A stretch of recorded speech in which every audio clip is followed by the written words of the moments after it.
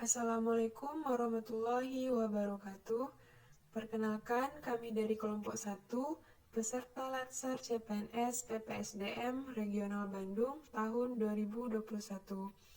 Pada kesempatan kali ini, kami akan menampilkan biografi tentang tokoh milenial nasional, yaitu Nadiem Anwar Makarim, BA MBA.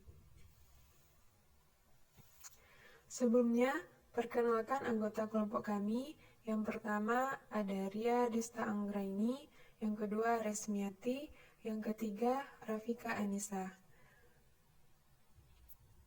Baiklah, kita lanjut ke penjelasannya. Selamat menyaksikan. Latar belakang Nadiem Makarim. Nadiem Anwar Makarim, BA MBA, yang lahir pada tanggal 4 Juli 1984, adalah seorang pengusaha Indonesia yang saat ini menjabat sebagai Menteri Pendidikan dan Kebudayaan Indonesia pada Kabinet Indonesia Maju pemerintahan Presiden Joko Widodo Kiai Haji Ma'ruf Amin. Ia merupakan pendiri Gojek, sebuah perusahaan transportasi dan penyedia jasa berbasis daring yang beroperasi di Indonesia dan sejumlah negara Asia Tenggara seperti Singapura, Vietnam, dan Thailand. Nadiem menjalani proses pendidikan dasar hingga SMA berpindah-pindah dari Jakarta ke Singapura. Sehabis menyelesaikan pendidikan SMA-nya di Singapura, pada tahun 2002 ia mengambil jurusan internasional di Universitas Brown, Amerika Serikat. Nadiem sempat mengikuti pertukaran pelajar di London School of Economics setelah memperoleh gelar sarjana pada tahun 2006. 3 tahun kemudian ia mengambil pasca sarjana dan meraih gelar Master of Business Administration di Harvard Business School. Pada tahun 2006, Nadiem memulai karirnya sebagai konsultan manajemen di McKinsey & Company. Setelah memperoleh gelar MBA, ia terjun sebagai pengusaha dengan mendirikan Zalora Indonesia. Di perusahaan tersebut, ia juga menjabat sebagai Managing Editor.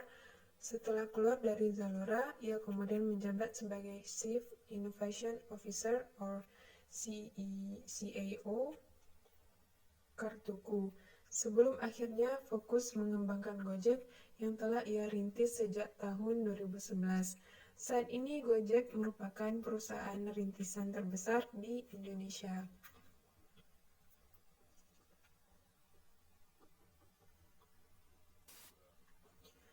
Pada 22 Oktober 2019, Nadiem secara resmi menyatakan bahwa dirinya mengundurkan diri sebagai Direktur Utama Gojek setelah dipanggil oleh Presiden Joko Widodo ke Istana Negara.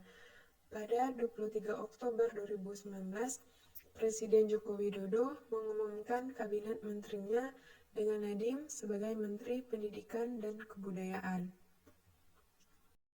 Sebagai Menteri Pendidikan, Nadiem Makarim mencanangkan kebijakan Merdeka Belajar, yang salah satunya pada awalnya adalah rencana menghapus ujian nasional. Namun kemudian ia mengklarifikasi istilah menghapus ujian nasional yang ramai di pemberitaan. Ia mengatakan tidak menghapus ujian nasional, tetapi hanya menggantinya dengan sistem baru. Sistem baru ini dinamai Asesmen Kompetensi Minimum dan Survei Karakter, yang terdiri dari kemampuan bernalar menggunakan bahasa atau literasi, kemampuan bernalar menggunakan matematika atau numerasi, dan penguatan pendidikan karakter. Penghargaan yang didapat oleh Nadiem Makarim pada tahun 2016. Yang pertama yaitu Nadiem menerima penghargaan The Straits Times Asian of the Year, yang merupakan orang Indonesia pertama yang menerima penghargaan tersebut sejak pertama kali didirikan pada tahun 2012.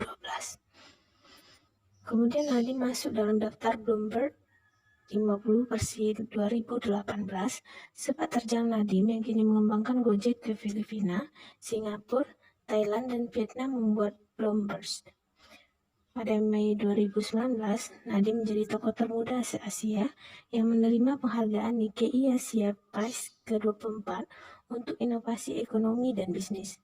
Penghargaan diberikan kepada individu atau organisasi yang berkontribusi bagi perkembangan kawasan Asia dan menciptakan masa depan yang lebih baik bagi masyarakat Asia.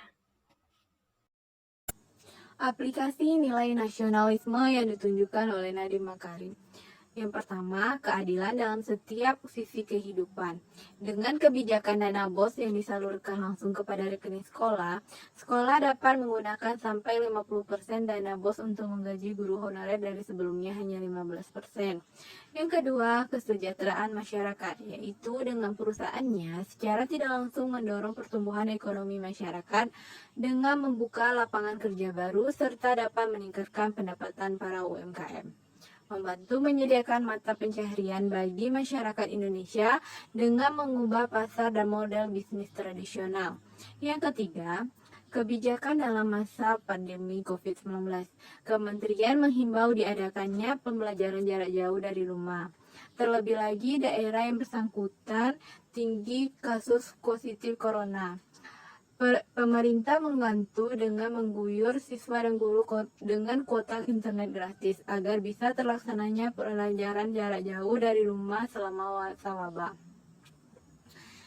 Komitmen aktualisasi yang dapat diimplementasikan di kehidupan ASN. Yang pertama, sila kelima, yaitu cinta tanah air. Dengan dirikannya Gojek, beliau berharap dapat meningkatkan pertumbuhan ekonomi dan mensejahterakan masyarakat. Yang kedua, sila keempat yaitu tolong-menolong. Dengan kebijakan beliau dapat mensejahterakan guru honorer dengan mengalokasikan dana BOS sebesar 50% untuk digunakan menggaji guru honorer. Yang ketiga, sila ketiga yaitu kemampuan awal bela negara. Dengan membuat sistem belajar jarak jauh di rumah dengan tetap memperhatikan cara belajar yang efektif selama masa pandemi ini demi kepentingan mencerdaskan bangsa Indonesia. Itulah penjelasan dari kelompok kami. Kami ucapkan terima kasih, semoga bermanfaat. Assalamualaikum warahmatullahi wabarakatuh.